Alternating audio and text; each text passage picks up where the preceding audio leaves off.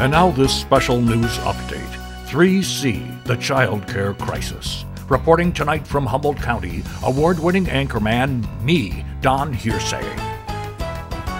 We are now in day 2 of 3C, the childcare crisis.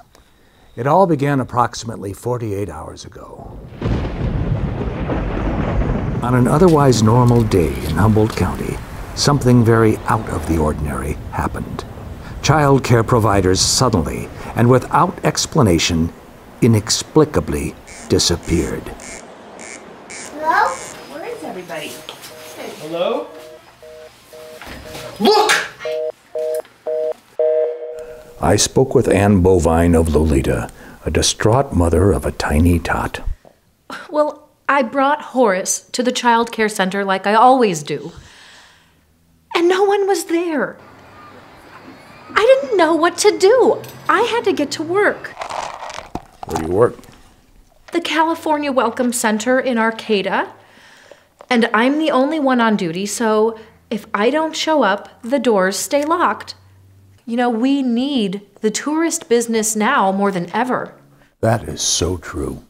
So what did you do then? Well, I asked my friends if they could take care of him. But most of my friends work and use childcare too. We're all in the same boat. There was no one available.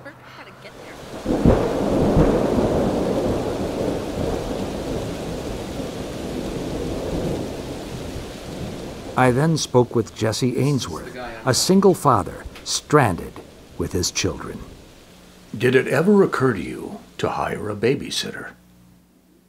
Do you have any idea how much a reliable babysitter charges? What, $50 an hour? Try 10. I can't afford that. Childcare costs me an arm and a leg as it is.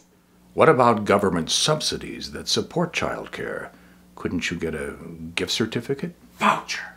A voucher or something?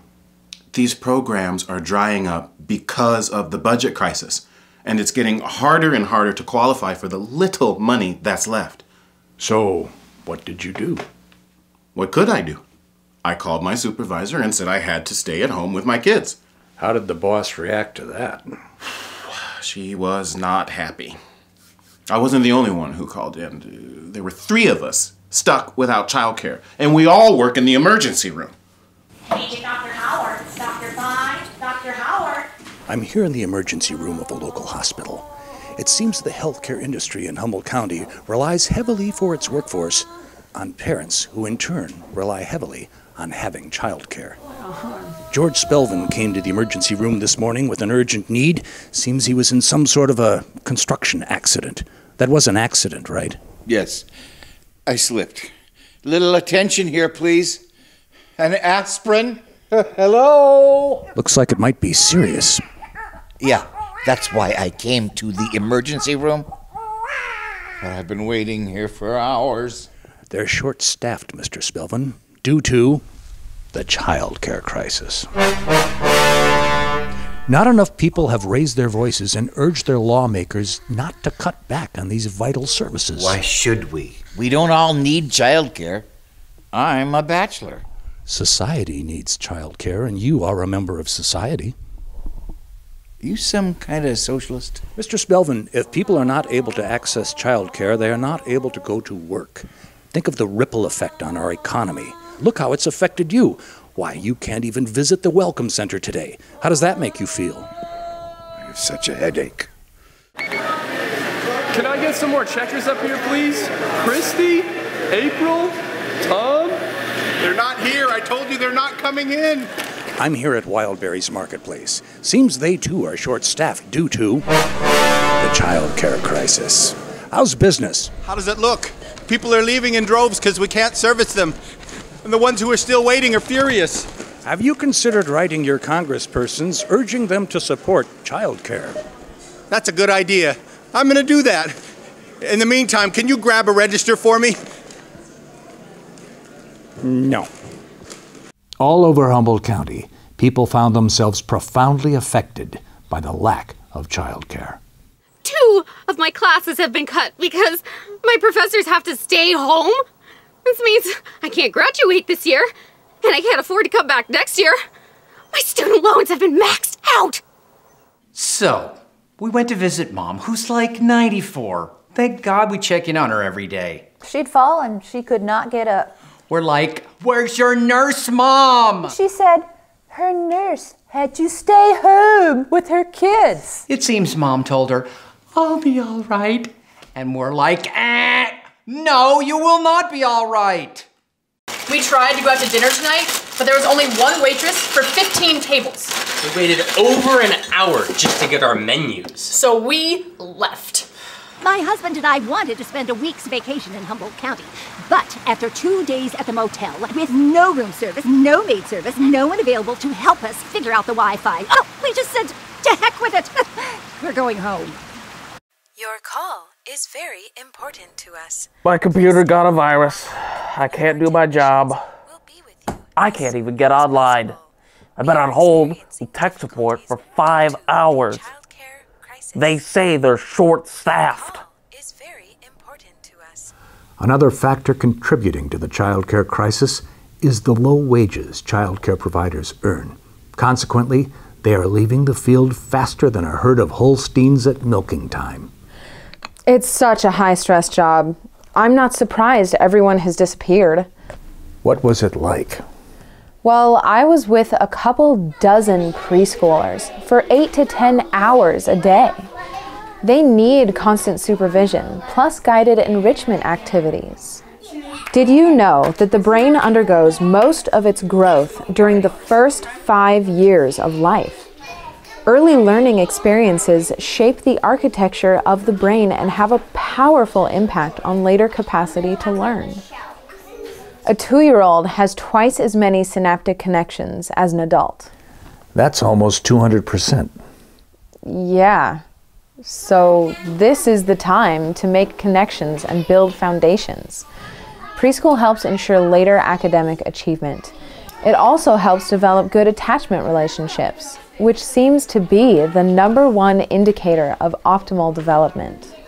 Obviously, child care has a correlative effect on the economy, so I decided to talk with an economist. Early childhood development is not just good for the children, it's good for the economy. In difficult financial times, our priorities as Americans compete with each other for funding.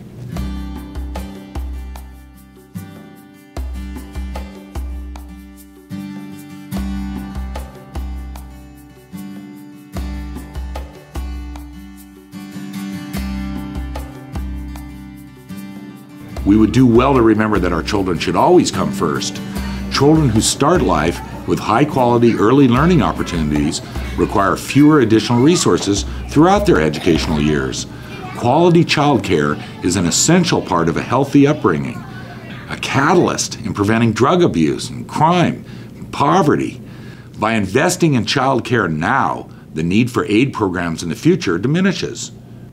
To not support child care subsidies because it's expensive is being penny-wise and pound-foolish. The rate of return for investment in quality early childhood education is 7 to 10% per annum. What does that mean in layman's terms? It means every dollar spent in child care yields $2 in economic output. 200%. My final interview would conclude our update in summary. I spoke with Eleanor Wilson, early childhood educator. From what we've learned so far, there's a strong case for making childcare our highest priority. What's your take on that? It is not an exaggeration to say that the strength of our nation is reflected in the strength of family units. The future of our society is contingent on how well we prepare our young children to be tomorrow's leaders. People need to let our lawmakers know that childcare should be our highest priority.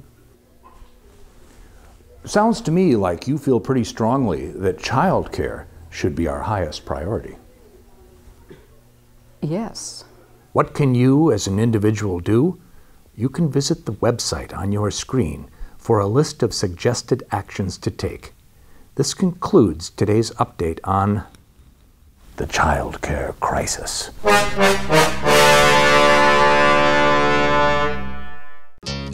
We all sing with the same voice, the same song, the same voice. We all sing with the same voice, and we sing in harmony. We all sing with the same voice, the same song, the same voice. We all sing with the same voice, and we sing